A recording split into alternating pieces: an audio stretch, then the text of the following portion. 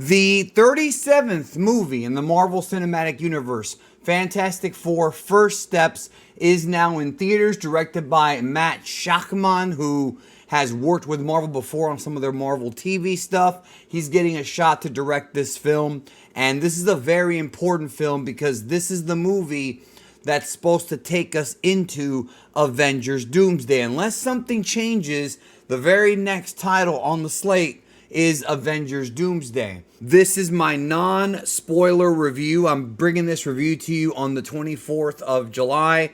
I know many of you are probably wondering about my thoughts on Hulk Hogan. Since I cover wrestling on this channel, I'll do a separate video about that later tonight. We'll be talking all about that then. Right now, I want to discuss this new Fantastic Four film. Pedro Pascal, who seems to be everywhere, has come to play Reed Richards. Vanessa Kirby is Sue Storm. Eben Moss Bachma is, or Bachrach, I think is how you pronounce it, is the Thing, Ben Grimm, and Joseph Quinn is the latest to play Johnny Storm, aka the Human Torch. So the Fantastic Four have had multiple attempts to be brought to the big screen. There was the 2000s era movies with Jessica Alba that I actually liked. I didn't like the second one that much, but the first one, I actually still think the first Fantastic Four is a fun movie. Then you have, of course, that Josh Trank 2015 movie that just, I mean, the less said about that, the better. Talk about a crazy behind-the-scenes story. That's one where the behind-the-scenes completely supershadowed the movie. So when Disney purchased Fox, they were able to be brought into the MCU. And this is where this story goes. Essentially, if you've seen the trailer, very basic plot. The Herald of Galactus, Silver Surfer, comes to Earth to warn everybody that the planet has now been chosen by Galactus to be devoured. The Fantastic Four have to use their brains and brawn to figure out a way to stop Galactus, but then Galactus tries to offer them a trade, making them an offer that they have to refuse, and that leads to Galactus eventually confronting the Fantastic Four in a massive battle for the future of Earth. Now, this is Earth 828. The reason why that number was chosen is because that's the birthday of Jack Kirby.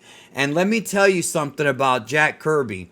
This Fantastic Four, man, I really like this film. And if you're somebody who loves the Fantastic Four comic book universe, if you love the older Fantastic Four comics and the old TV shows, you're going to eat this movie up. I mean, this movie in many ways is the most comic bookish movie I've seen from Marvel in God knows since when, maybe ever. It felt like the James Gunn Superman from a couple weeks ago, where if you are a reader of the comics, if you follow the characters, there's Easter eggs everywhere in this film, all over the place when it comes to villains of the Fantastic Four, different adventures. There's actually a montage early in the film. It's like done on television where they show and talk about a lot of the Fantastic Four's feats since becoming heroes. And that was nice. It really did feel a lot like Superman. We're coming into a world where the Fantastic Four are already well known. They're already famous. They're already the heroes of Earth 828. So you're being dropped in. But here, I think they put the backstory and they summed it up in a pretty quick way early in the movie to where it didn't feel quite as fast-paced as the Superman film. But I will say, the pacing of this movie is great.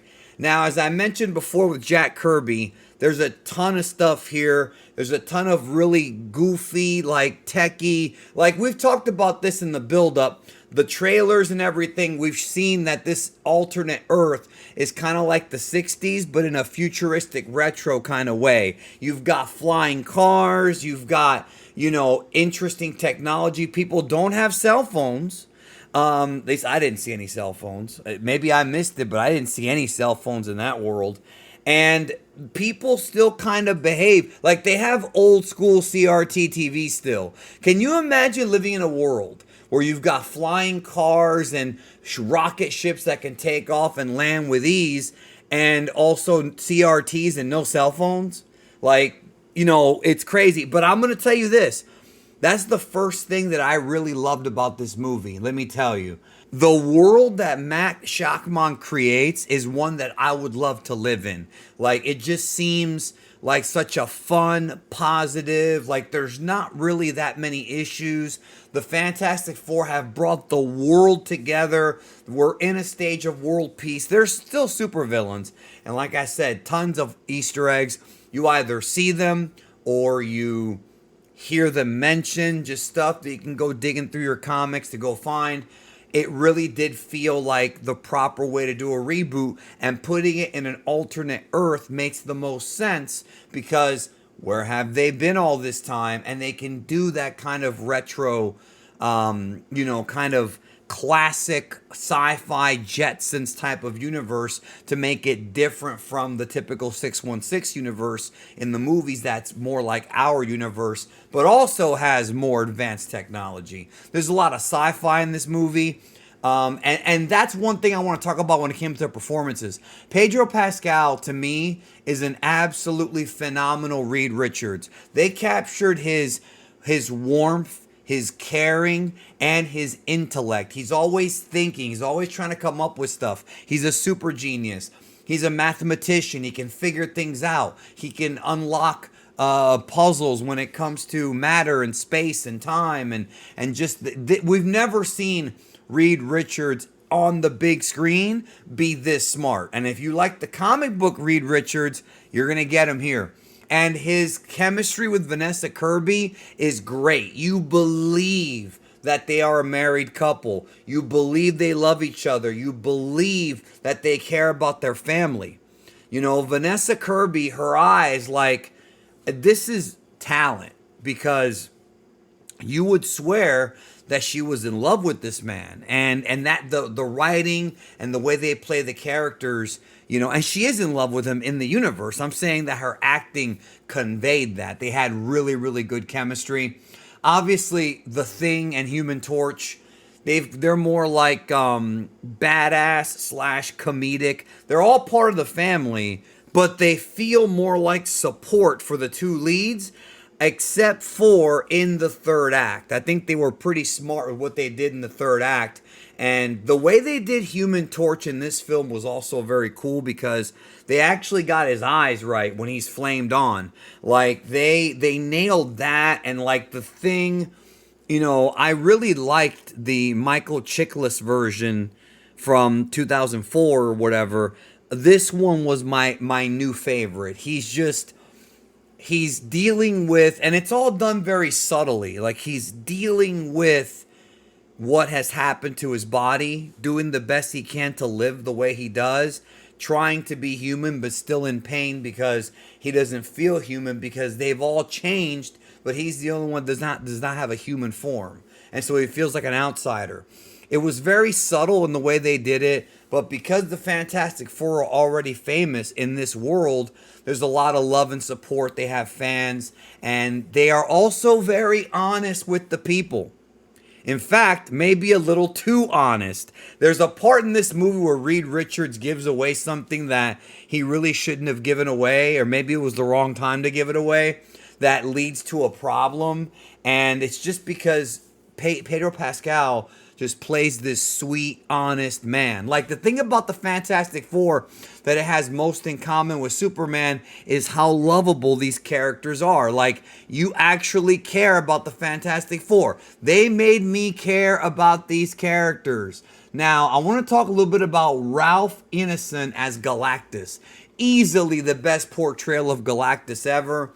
We got a lot of that sort of nerdy comic book backstory about where Galactus came from, and the fact that, I mean, Reed himself says it would take 10 years to truly figure out what he's even made of or what he is. And that's a super genius saying that. So this version of Galactus, very, very sort of world ending. And the movie does, you know, for as lighthearted and fun as that world is, when Galactus is coming, he absolutely just screams terror. Like, is far beyond anything the Fantastic Four have faced since then. Of course, we've also got the Herald of Galactus, the Silver Surfer, who's played by Julia Garner, and you really find out a lot about this character near the end of the film, and they give the character a really interesting decision she has to make. I'm sure some people are gonna talk about how, well, it's a female Silver Surfer, and they're gonna accuse the movie of being woke. It really didn't feel woke to me. There's lots of different heralds, and we're in a multiverse, so you're gonna have female Lokis and stuff like that. I just don't see this being like, I'm tired of it, bro. I'm tired of every time there's a woman on screen. That's not what this is, okay? I assume there have been other heralds in this universe. This universe is very, like, Earth 828 feels like it's been lived in. But very science fiction. I really enjoyed this movie. I think if you like Superman and if you like the Fantastic Four, you're going to go see it. Obviously, stay tuned for the mid-credit scene. The post-credit scene's more comedic. You don't have to stay for that because, I mean, you could. It's funny.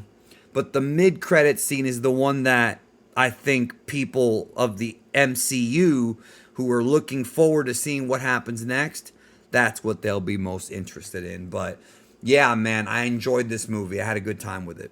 So check out Fantastic Four. I'll drop a spoiler review tomorrow or the day after. We'll see. Take care of yourself, and I'll see you soon.